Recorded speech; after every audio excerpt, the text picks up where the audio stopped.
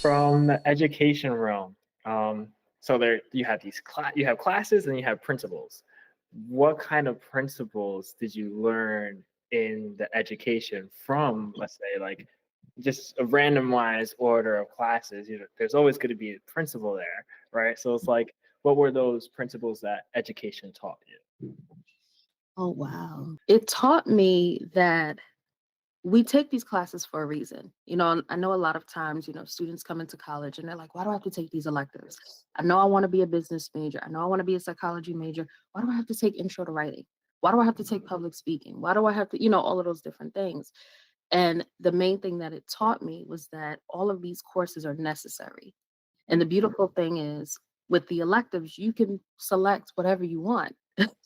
Unless you have a minor or you're doing a double major, then it's a little different. It's more structured.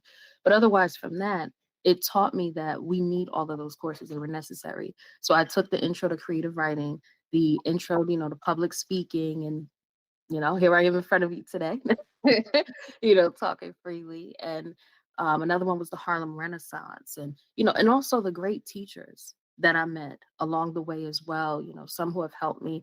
For example, my last year when I had my son, it was because of some of those professors. They worked with me so that way I didn't have to take a semester or two off, or I didn't have to just take random classes just so I could, be there that semester. They really helped me. So I really thank them for that.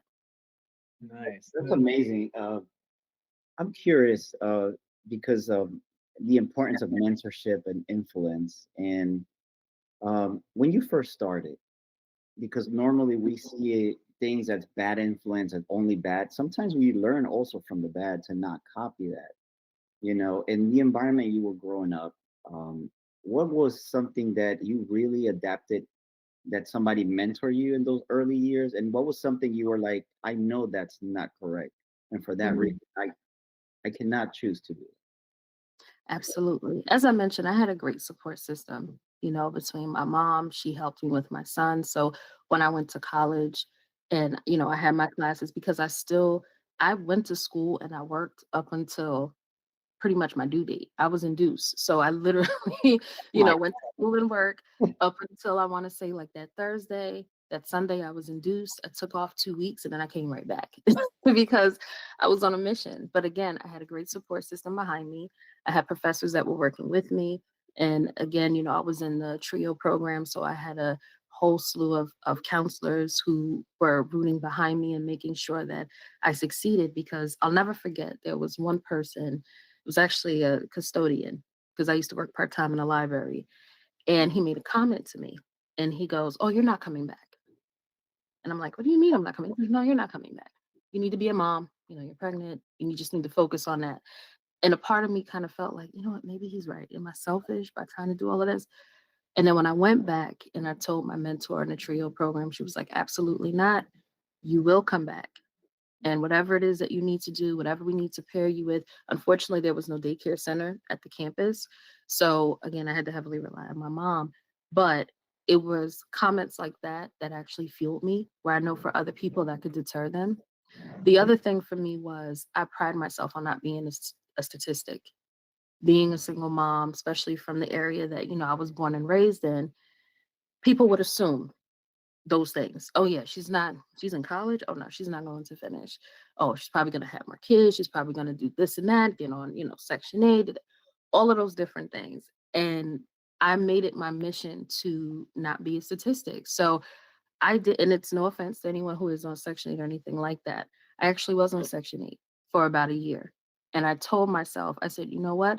I'm going to make sure that the next time I'm up for review, because with your case manager, you go up for review every year. Well, at that time, I don't know if they're still doing that. And sure enough, the next time I went up for review, it wasn't even 12 months, it was the 10th month. I exceeded the income index, so I no longer qualified. So I pretty much made sure, like I said, I will refuse to be another statistic. And that's one of those things that follow me even to this day. I'll say to myself just to keep me on track, because you can do whatever it is that you put your mind to, I love, regardless of what the outside noise says. I love the fact that you were able to fill yourself with confidence and not with ego and pride, because you work hard to achieve these things. And even though you needed the help and the aid, you were able to be thankful for it and use the time to build yourself up. And that takes a lot of confidence. And I really admire how you were able to distinguish confidence versus ego and pride, Mhm. where people can easily fall into that realm that is very destructive. As a matter of fact, you took the route to build yourself. Going in that realm, because I know there's something that we were talking about imposter syndrome.